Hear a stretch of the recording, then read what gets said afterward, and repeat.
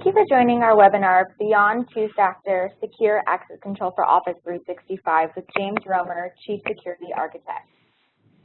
Before we begin, let's review some housekeeping items. All attendee auto lines are muted.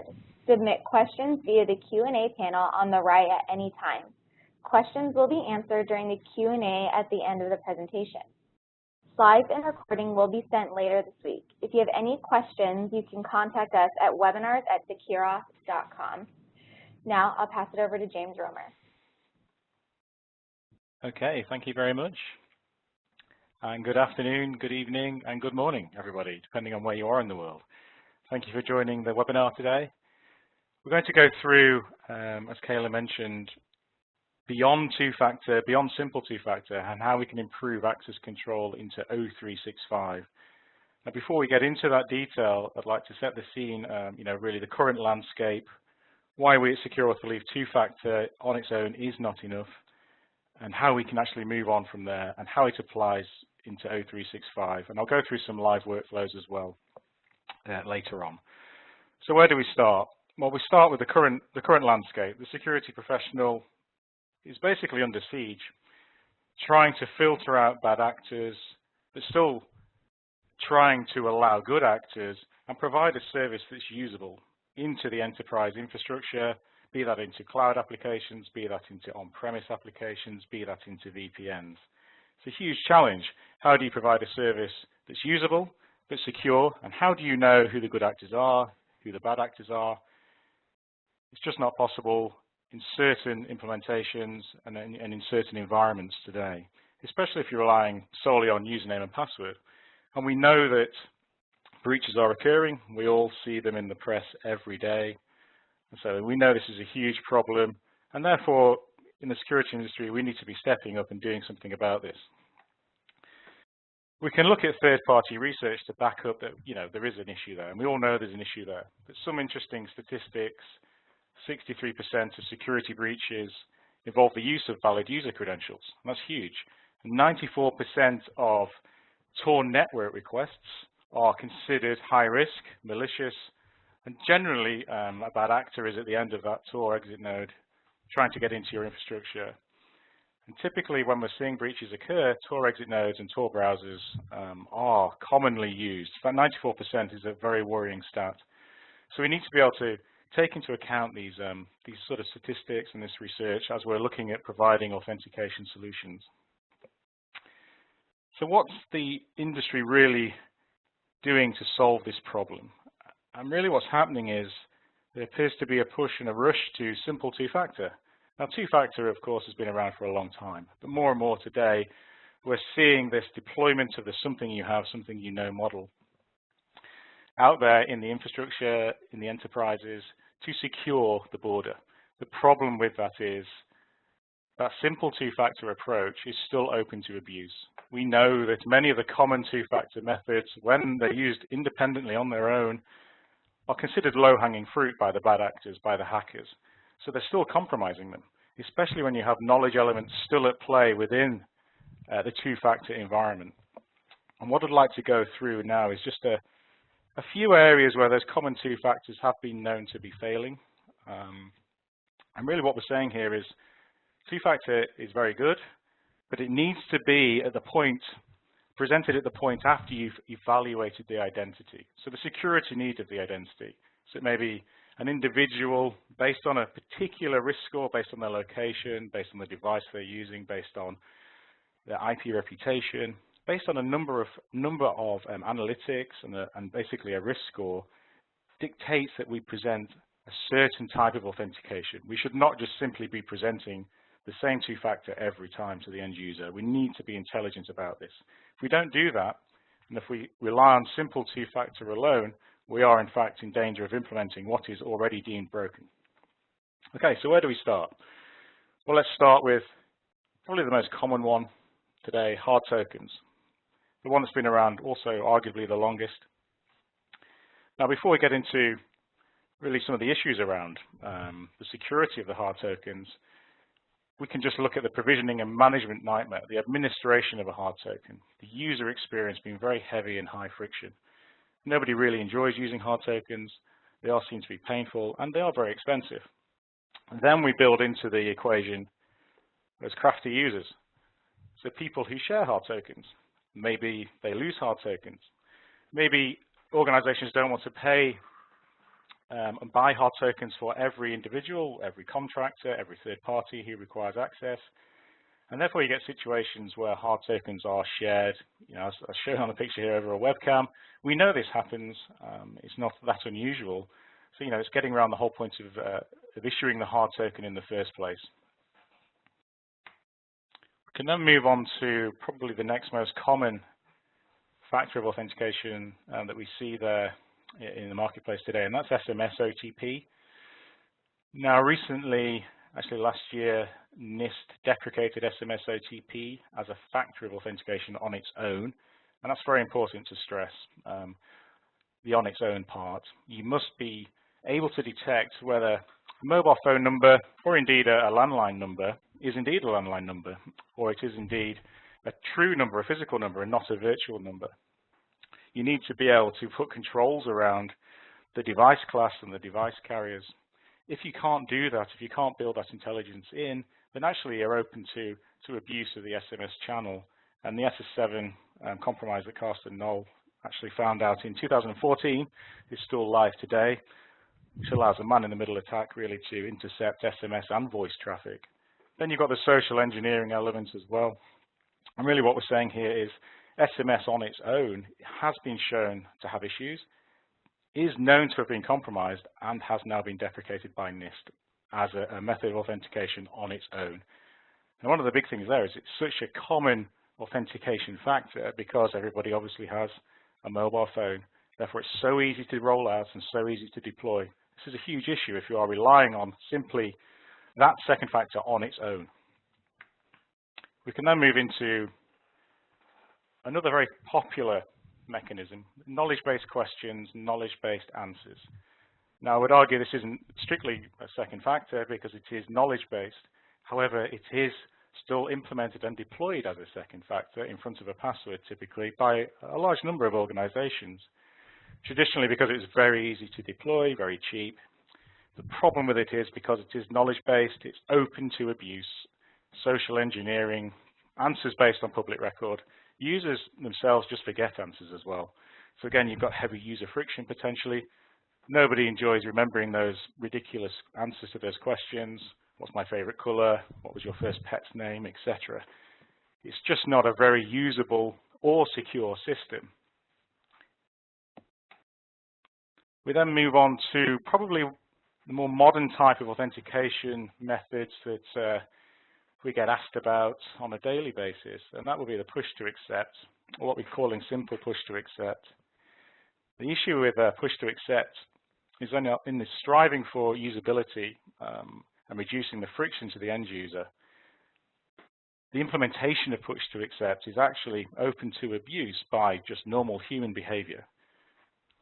Because accepting requests blindly, the do not push button graphic that you see on the screen there illustrates it very well. You'll see an accept or deny or an approve or reject request on your phone, and a high percentage of users simply click accept, approve. They don't fully read the push to accept message, they don't fully understand what they're receiving on the phone, why they're receiving it, and therefore the bad actors, the hackers, know this and are going after that low-hanging fruit, if you like, on the percentage chance that somebody will allow them access by simply clicking accept or approve. There's a nice link there to Dave Kennedy, DEF CON 22. It goes into that push to accept flaw in a bit more detail. It's worth a watch if you get the chance. Okay, and then we talk about usability versus security.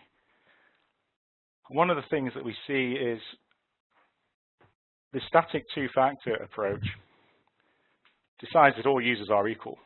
And as we know, all users are not equal. All users do not like to be told how to authenticate. They want options, they want flexibility. In fact, in a perfect world, they don't want to see any authentication options, they just want to be allowed access. And the best security is the security you don't see, obviously.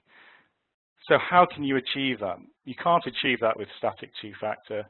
You have to be able to pull in risk analysis. You have to be able to provide flexibility behind the authentication workflow to design and evolve the journey for the user based on their context, the device, their location, at the point in time they're requesting authentication, and before we present the two-factor. So based on those sorts of pieces of information, we can start to really tailor and provide a nice experience for the end user while increasing the security. With a static two-factor approach, you're very much in the hands of this is the way it's always going to be. Therefore, that becomes open to abuse, but also it's very high friction. With high friction, users will get around or attempt to, at the very least, get around security controls. So enough with the doom and gloom. What do we believe is the solution? Well, we really need a system, an authentication platform, an access control framework that recognizes people. It works as part of an ecosystem that allows us to make decisions such as stepping a user down, so not always having to request authentication, but also equally has the capabilities to step a user up and present them with a factor of authentication when something around their context dictates that we should do so. It's important that we act as part of a community, so we build into other risk scoring engines and best of breed products to allow us to pull together a true picture of the identity as it comes into the organization, as the access request is made into your applications. And obviously adjusting over time, looking at the access history, the access patterns, and any anomalies. So the baseline is so important to how that identity normally interacts. Any anomalies should be flagged immediately. And the authentication framework should allow that. So how do we achieve? What sort of layers are we using to achieve this flexibility before we're presenting the authentication options? We can see 10 layers on the screen there. These work in serial or they can work independently. You can decide which layers you use, which layers you don't. The idea being that it's the defense in depth approach, layered risk analysis. It gives you stronger security. Going through independently, say, device recognition, creating trust, a user accessing an application from the device for the first time, let's prove that user. Then let's create device fingerprints.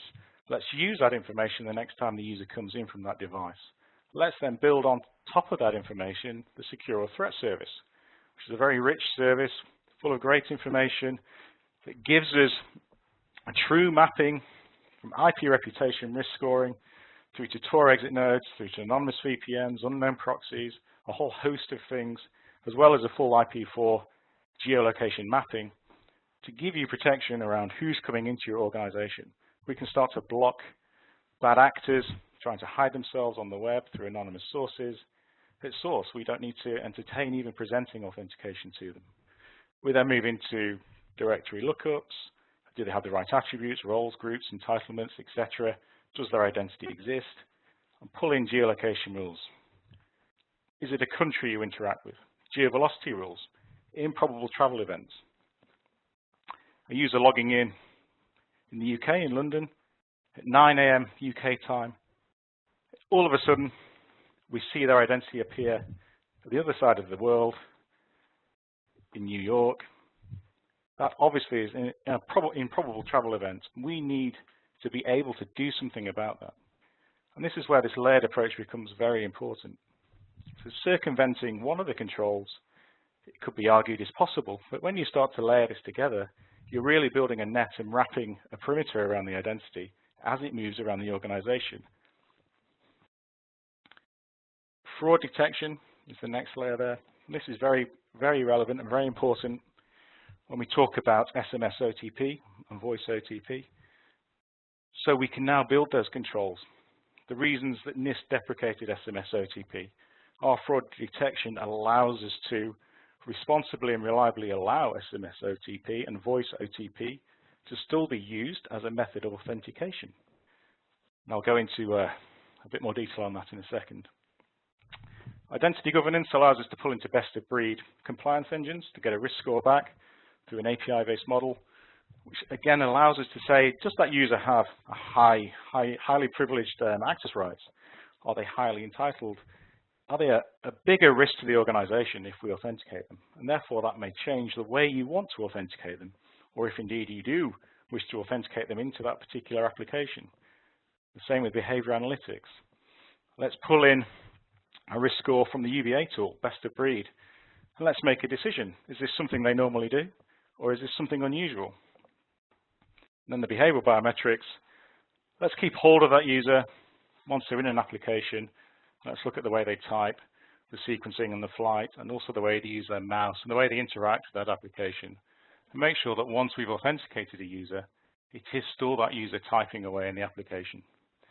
So this is true risk analysis. There's a bit more information here on that, and obviously you'll get these slides sent to you, but I've just gone through really the main points there. When we go back to the phone number fraud prevention and the SMS OTP, this is really what we're talking about here, this slide. It allows us to look at the class of the number. So is it a virtual number? Is it a true mobile number? Is it a landline number? Maybe it's a toll-free number. We can block by carrier network.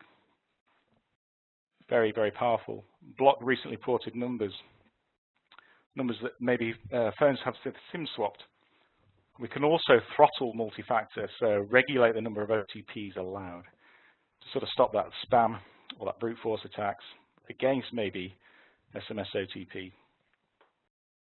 So this allows us to maintain compliance with NIST standards and therefore provide SMS as an OTP. But this is after we've gone through all those pre-authentication checks, remember.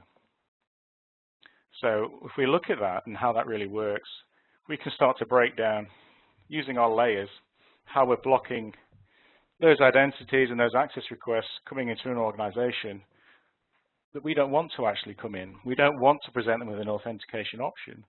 So our threat service could be blocking users just based on the fact they're trying to anonymize themselves using a Tor exit node or unknown VPN, whatever it may be. We then may be filtering out countries we don't trust. And just to mention on that, the geolocation rules, when backed by a true threat service, work very well together. If you've just got geolocation rules on their own, then of course it's so easy to get around by using anonymous services such as Tor and VPN. With the threat service combined with the geolocation, they work very well together, so you cannot get around those geolocation rules. We're going to see that somebody's anonymizing themselves before they even get to the geolocation rules. So we're starting to filter out all of those bad access requests. We then pull in, maybe do we trust the device? And if not, let's do something about it. We may be looking at some biometric behavioral information, the normal access patterns through UVA, and then, and only then, if we're happy that this identity should be allowed to authenticate into our infrastructure, into our Office 365 environment, then we present the two-factor method. So all of this pre-authentication analysis is not in place of second factor. It's before you get to that second factor. It's giving you the confidence that you're presenting the right second factor in the right way to the right people. You're not just showing it to bad actors to go after and try and get around. Okay, so how does that all correspond and relate to O365? Well, there's a link on the screen there which shows Microsoft's Azure Federation certification that SecureAuth holds. And you can obviously go and take a look at that link when you get the slides. But this is basically allowing us to do integrations with the WS Fed and WS Trust protocols. So we can do obviously passive auth, the ADAL, modern authentication support through a web browser, as well as through the newer Outlook and Office clients 2013 upwards, as well as the older clients such as Outlook 2007, 2010, but also Link, Skype for Business, etc., and the mobile apps.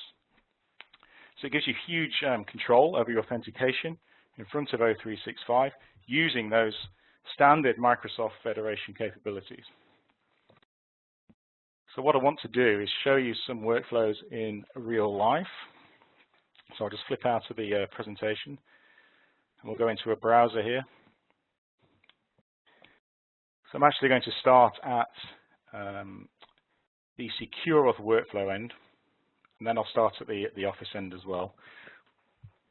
But I'm presenting my user identity here. So the scenario is I'm external. I have no existing token. I have no Kerberos token, for example. So I'm coming over the internet. SecureAuth is analyzing my identity as it comes in. Before we've even got there, we've looked at the IP reputation and potentially the location. What we're saying, we've put the identity in. We're now happy for me to continue based on the business rules, based on how we've configured the adaptive engine, but we're saying we don't currently trust you. You need to prove yourself, so we're presenting some second factor options, some authentication options. In this environment, there's quite a few on the screen. Normally you'd show far less, 3, 4 maybe at most, but we're protecting these authentication options with our pre-auth analysis.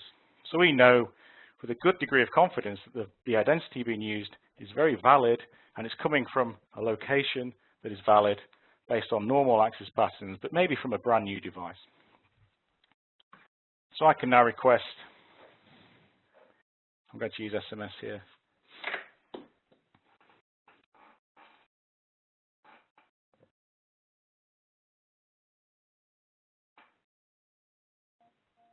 Okay, I've just received my SMS OTP.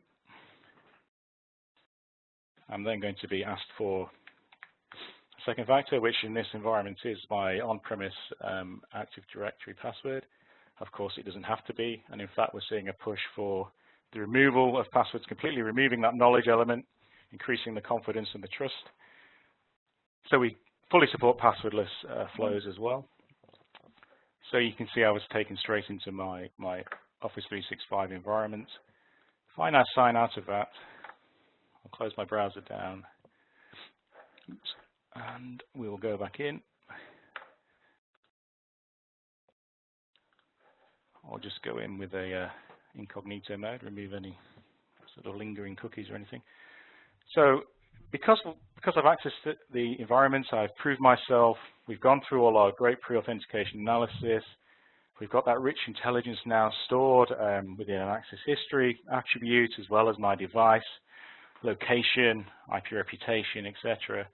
The next time I come in, maybe the following day, maybe I've been for lunch, whatever it may be, I've logged out, I've come back to the machine, I'm still in the same location, I've still got the same IP reputation, I'm not breaking any geo rules, and my device is trusted.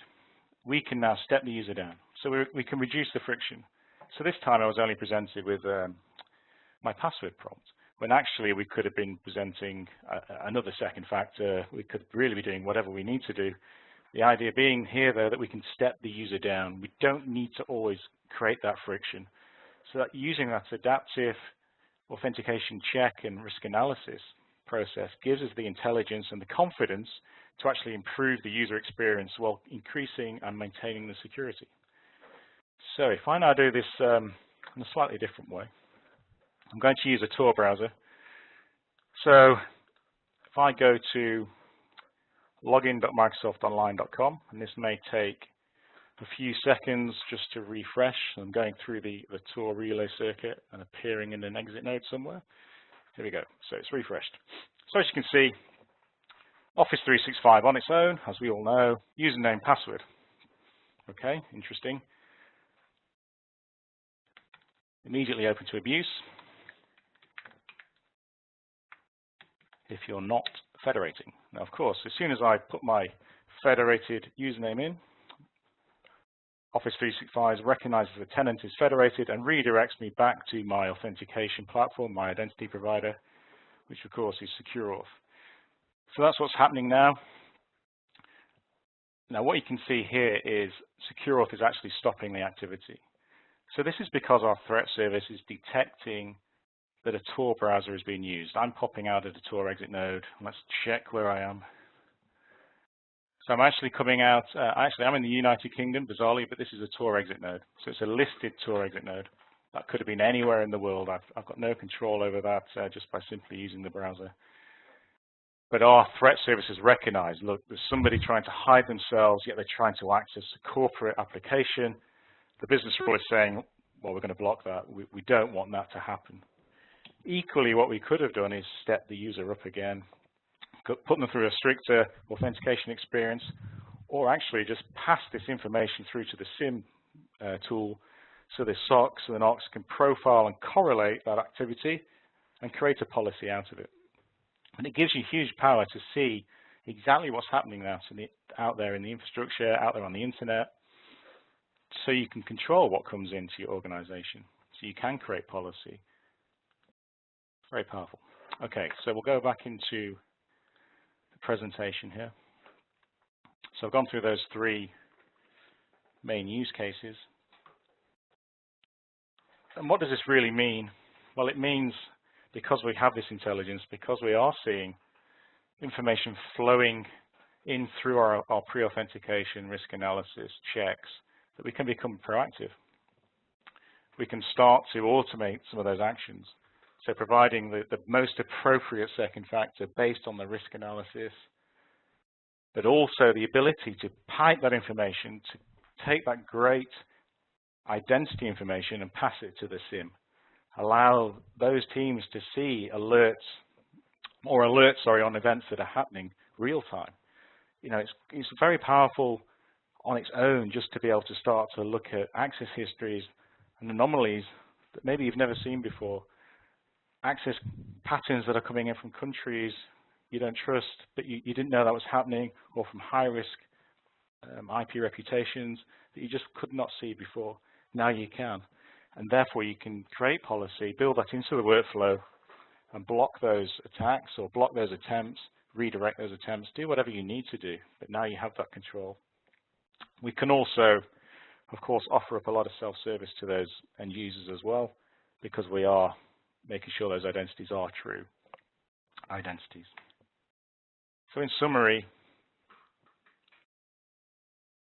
this is why we believe static and simple two-factor on its own is simply not enough. It's still open to abuse. And often when we see static two-factor being pushed out as a solution, it's ticking a compliance box. It's not ticking a security box. There's a huge difference, of course, between the two worlds of being compliant and being secure. But also equally, that ability to create a nice user experience without always having to create friction gives huge benefits, because you're less likely to find security being compromised when the user is finding a better experience. And also protecting the second factors in the best way before presenting them, and presenting only the second factors that you wish to, gives you huge control and the ability to adapt using a full library of authentication methods and mechanisms. So you're not just relying on 3 or 4 options in your library of authentication. You have over 20 authentication options.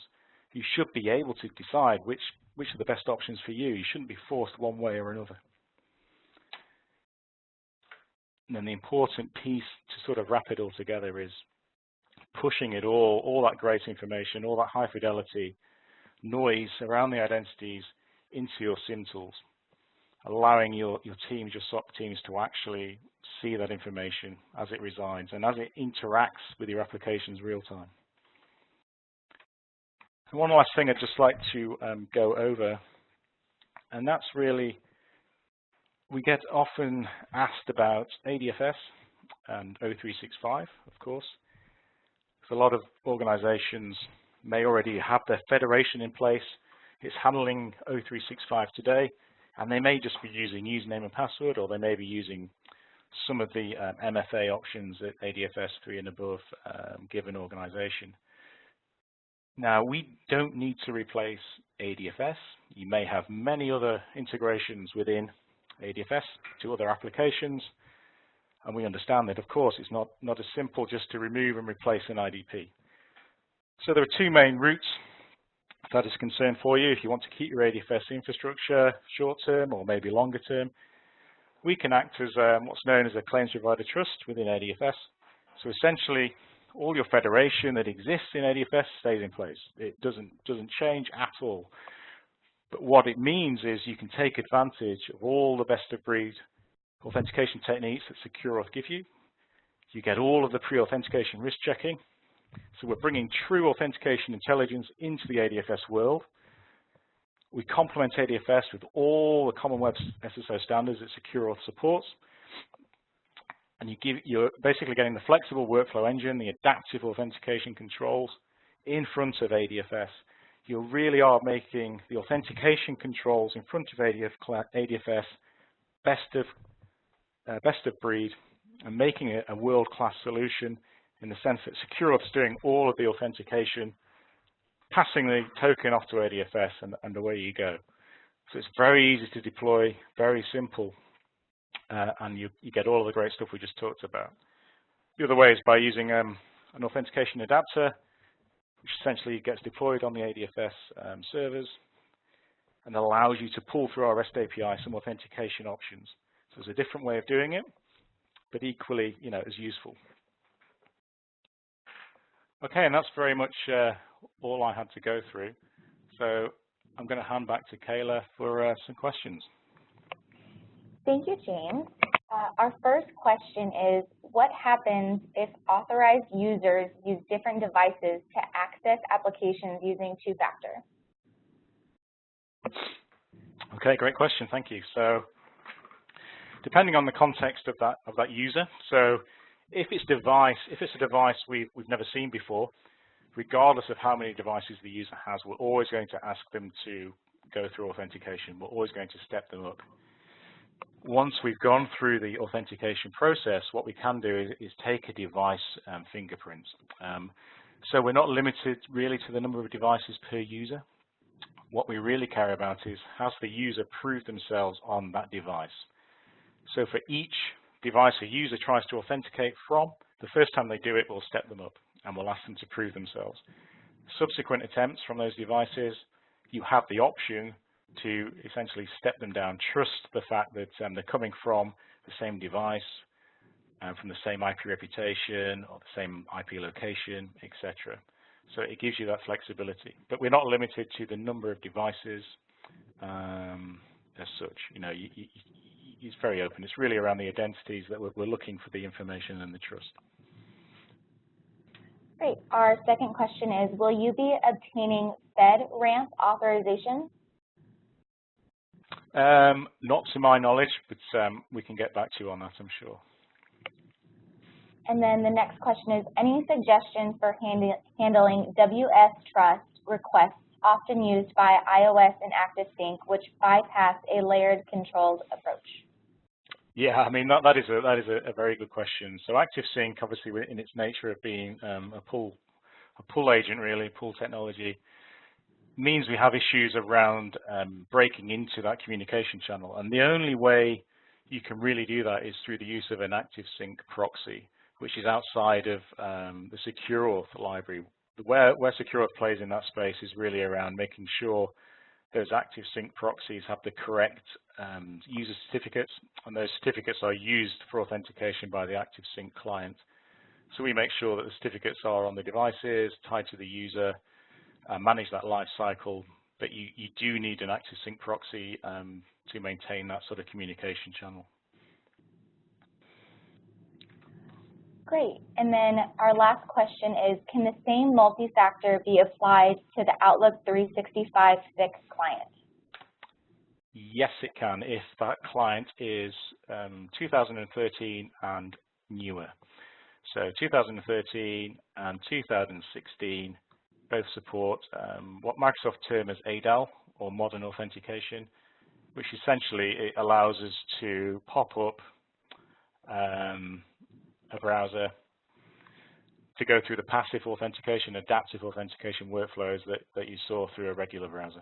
So yeah, they're fully supported and certified. We're certified to do that through Microsoft WSFed. And we actually had another question come in. How does threat service work in SecureAuth? Do we need to store the IP and geolocation in a data store? No, we look after that for you. So our threat service is basically hosted through our SecureAuth cloud service. So from our IDP appliance, we make a web service call out to our threat service, which essentially passes IP of the client, that returns a risk score, and also a number of other things, a whole host of things actually that are well documented on our website. But we maintain all of that information for you, and it's as real time as it can be. So you don't have to worry about supplying us with feeds or any of that sort of thing. We maintain all of that for you through our cloud service. Great, and that's going to be all the questions we have for this webinar. So thank you for joining our webinar Beyond Two-Factor Secure Access Control for Office 365, and thank you, James, for presenting and speaking with us today. Thank you. And have a wonderful day, everyone. Thank you.